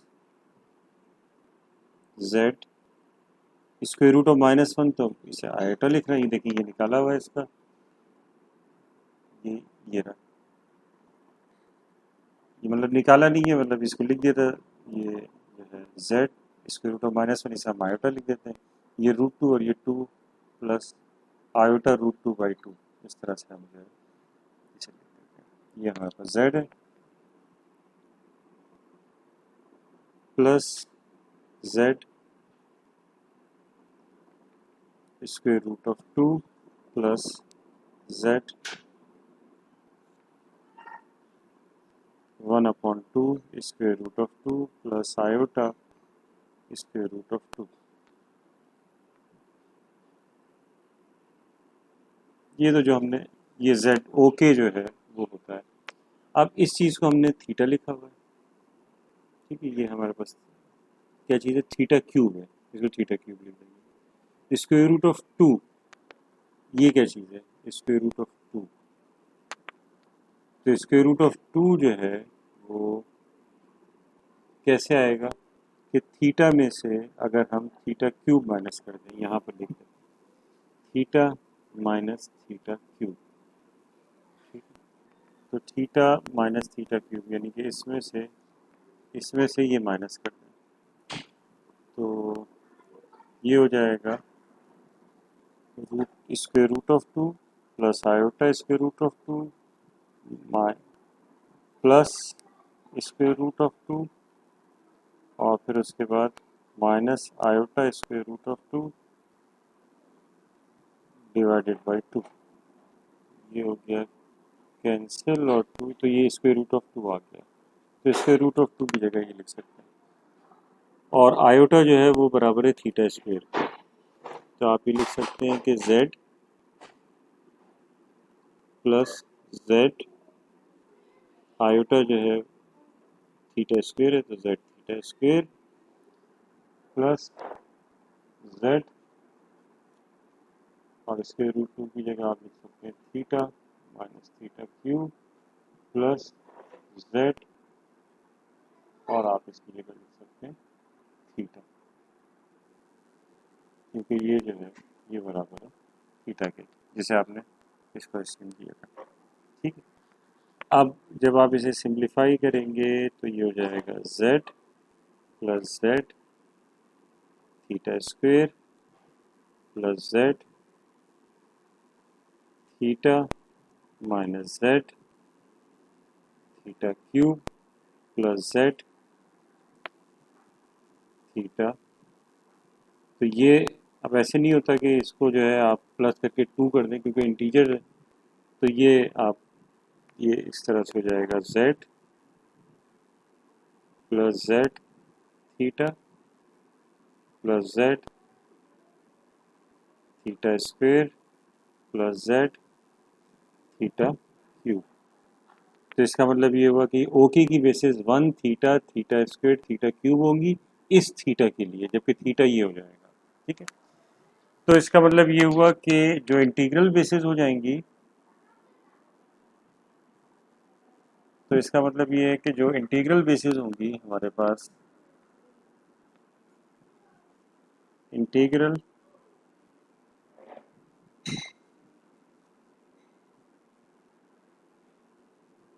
integral basis of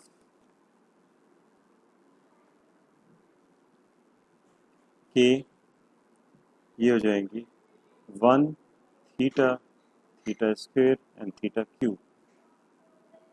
तो दस के इज मोनोजेनिक। तो देखने में ऐसा लग रहा था कि ये मोनोजेनिक नहीं है, लेकिन जो है वो ये मोनोजेनिक है, और ये जो बेसिस हमारे पास आई हैं ये कहलाएंगी पावर बेसिस। जो इंटीग्रल बेसिस है इनको हम अब कहेंगे पावर बेसिस। ठीक है, तो जो है, लेकिन ये तो एक एग्जाम्पल है, इस तरह से जो है, लेकिन जो आपके पास जो क्वाड्रेटिक फील्ड्स होती हैं, वो क्वाड्रेटिक फील्ड में आपको ऐसा लगता है कि इंटीग्रल फील्ड हमने जो जैसे स्क्वायर रूट ऑफ -5 के लिए देखा था, तो स्क्वायर रूट ऑफ -5 के लिए इंटीग्रल बेसिस डिफरेंट टाइप नज़र आ रही थी, लेकिन हमें इस तरह का थीटा मिल सकेगा कि हम 1 और थीटा की फॉर्म में जो है वो इंटीग्रल बेसिस लिख सकते हैं। तो इस तरह से हम ये कहेंगे कि हर क्वाड्रेटिक, ठीक है, यानी कि every quadratic field, every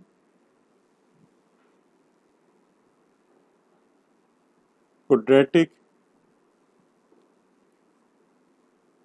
field is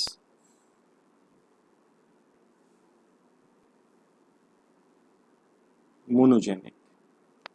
ठीक है, हर क्वाड्रेटिक फील्ड मोनोजेनिक है, क्यूबिक फील्ड नहीं होती, क्योंकि हमने दो ऐसी एग्जांपल्स देखी जिसमें जो है वो एक मोनोजेनिक है और दूसरी मोनोजेनिक नहीं है। तो क्यूबिक फील्ड के ज़रिए जो है वो हम बता सकते हैं कि क्या कहते हैं उसे, मोनोजेनिक होती भी हैं और मोनोजेनिक जो है वो नहीं भी होती।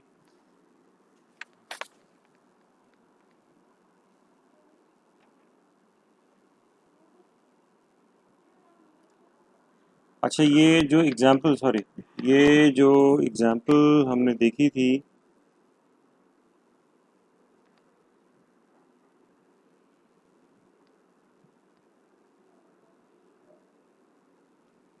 सॉरी, ये जो एग्जाम्पल हमने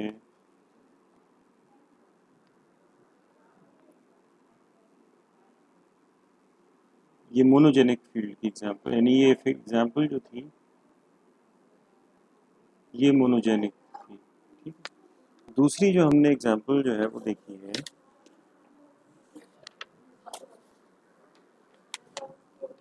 दूसरी एग्जाम्पल, अच्छा ठीक ठीक है, ये एग्जाम्पल जो है वो हमारी जो थी वो ये वाली थी जिसको मैं देख रहा था। ये हमारे पास क्यूबिक थी, ये इसमें मोनोजेनिक थी, और ये मोनोजेनिक नहीं थी। ठीक है, और जो है ये वाली जो फील्ड है हमारे पास कॉर्टिक फील्ड, ये मोनोजेनिक है। अब एक रिजल्ट देखते हैं हम, और ये रिजल्ट है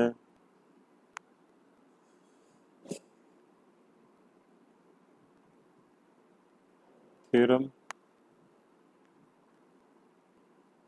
late K be an algebraic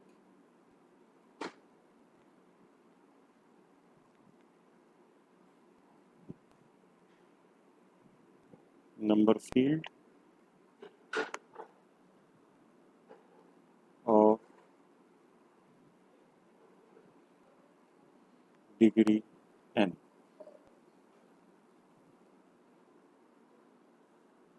Let lambda 1, lambda n belong to OK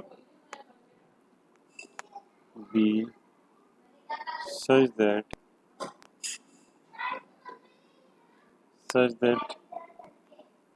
discriminant of such element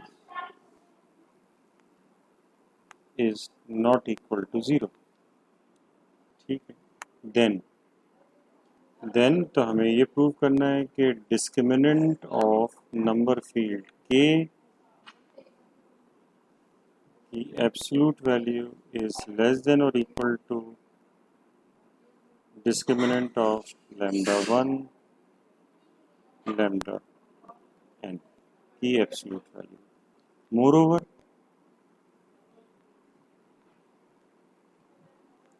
Moreover, if discriminant of lambda 1 lambda n is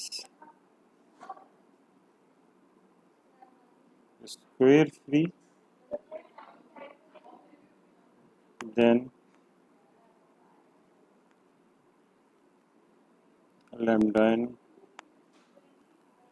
is an integral basis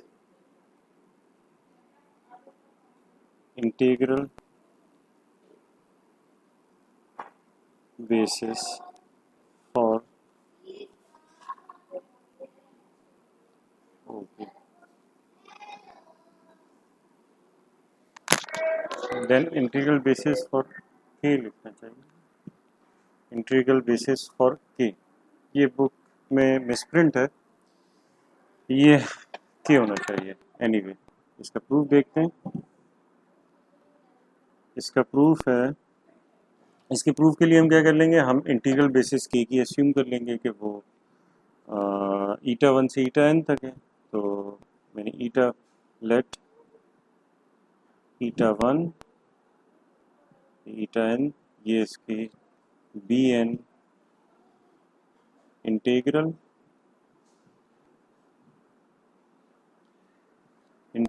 basis for k. तो ये integral basis है. then there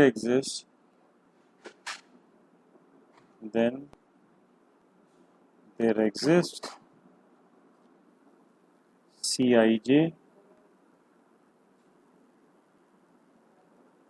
belong to Z where ij is from 1 to n such that lambda 1 is equal to C11 eta 1 C1n eta n, lambda 2 is equal to C21 eta 1 C2n eta n, and lambda n is equal to Cn1 eta 1 ये continuation है Cnn eta n. तो ये हमारे पास जो है इस तरह से ये सिस्टम आ गया. अब इसके बाद हम इनका डिस्क्रिमिनेंट निकालेंगे. क्योंकि ये हमारे पास देखिए ये हम अगर इंटीग्रल बेसिस कह रहे हैं इसे, तो k का कोई भी एलिमेंट है तो वो इनके लीनियर कॉम्बिनेशन में लिखा जाएगा। तो क्योंकि ये जो है इसके एलिमेंट्स हैं ओके के, तो ज़ाहिर है के भी एलिमेंट्स होंगे। तो अगर ओके के एलिमेंट्स हैं तो के भी एलिमेंट्स होंगे, तो के एलिमेंट्स हैं तो के ये एलिमेंट्स जो है उसकी इंटीग्रल बेसिस के लीनियर कॉम्बिनेशन में जो है वो हमने लिख दिया। अब इसके बाद हम इनका डिस्क्रिमिनेंट लिख सकते हैं। Hence discriminant of lambda 1 lambda n ये होगा डिटर्मिनेंट ऑफ सी आई जे इसका square times discriminant of eta 1, ये जो हमने इससे पहले पढ़ा था, ईटा 2। अब यह बात हमें जो है वो हम ये कहते ये इंटीग्रल बेसिस है, तो ये के का डिस्क्रिमिनेंट आ गया, तो ये आ जाएगा डिटर्मिनेंट ऑफ सी आई जे इसका स्क्वायर डी के। तो ये डी के आपके पास जो है ये आ गया। अब हमें ये बात पता है कि as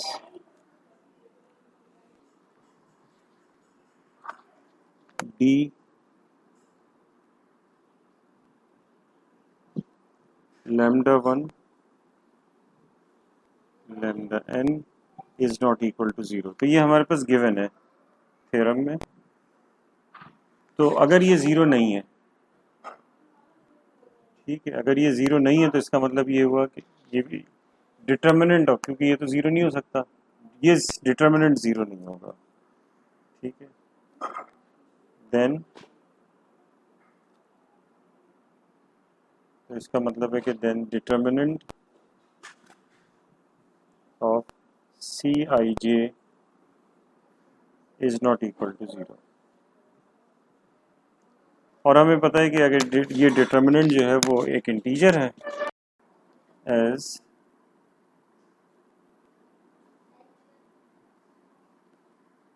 determinant of C I J is equal sorry belong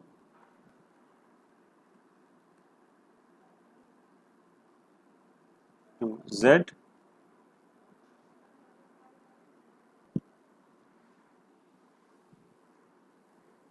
then अगर ये इंटीजर है तो जाहिर है कि इसका स्क्वायर जो होगा वो 1 या 1 से बड़ा होगा। Then square of this determinant C I J is always greater than और इक्वल टू 1, ये हमेशा। And so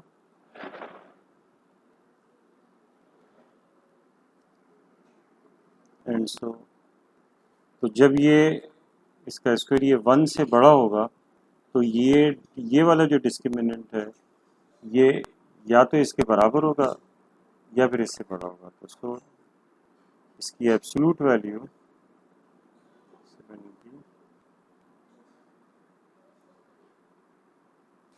is greater than or equal to discriminant of number field, ये इसकी ठीक। तो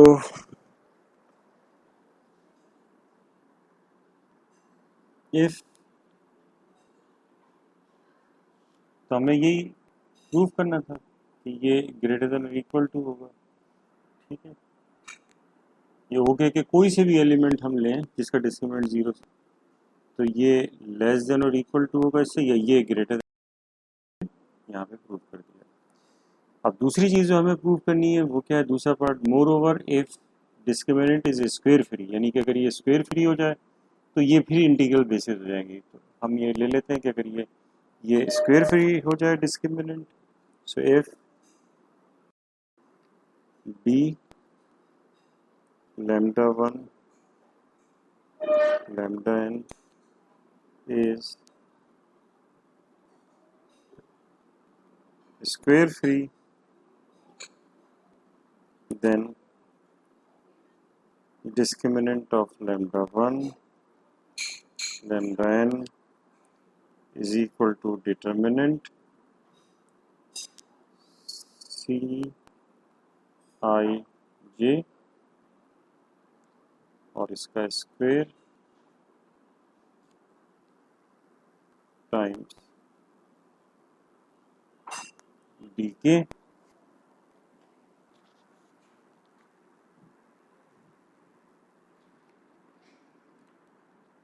तो जब ये इसके इक्वल है तो फिर हम ये देखते हैं कि we deduce that determinant of Cij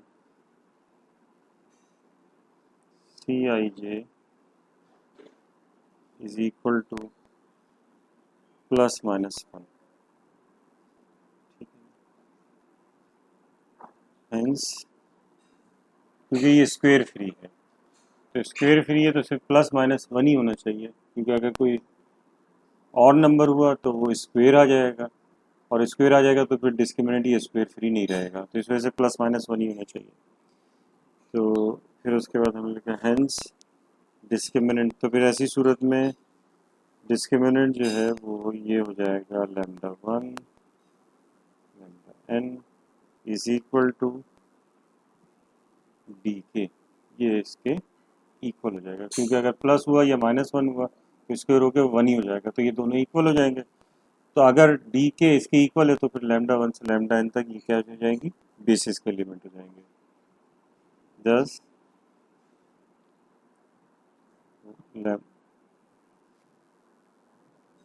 lambda one lambda N is an integral basis for k। तो इस तरह से ये थ्योरम जो है वो प्रूव हुआ। नेक्स्ट लेक्चर में हम इंशाल्लाह मिनिमल इंटीजर्स के बारे में पढ़ेंगे।